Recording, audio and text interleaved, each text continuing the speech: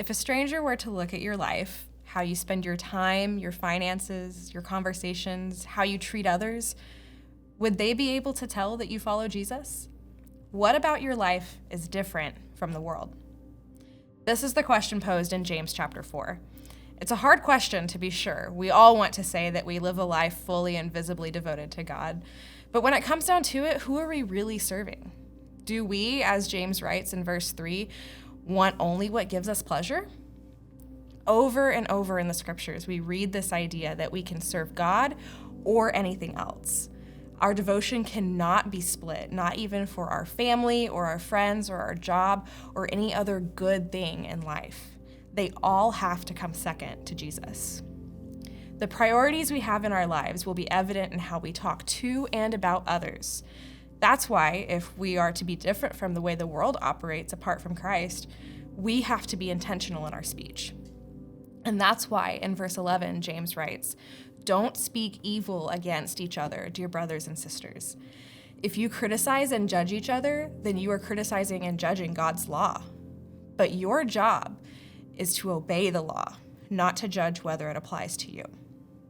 Now, I love the way this is phrased because it really gets to the heart of the issue.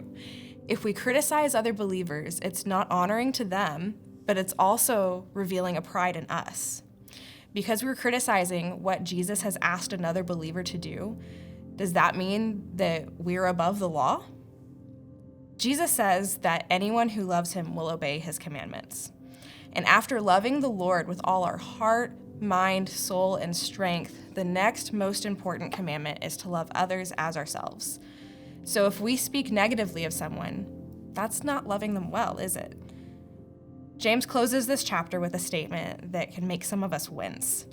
Remember, he says, it is sin to know what you ought to do and then not do it. Ouch.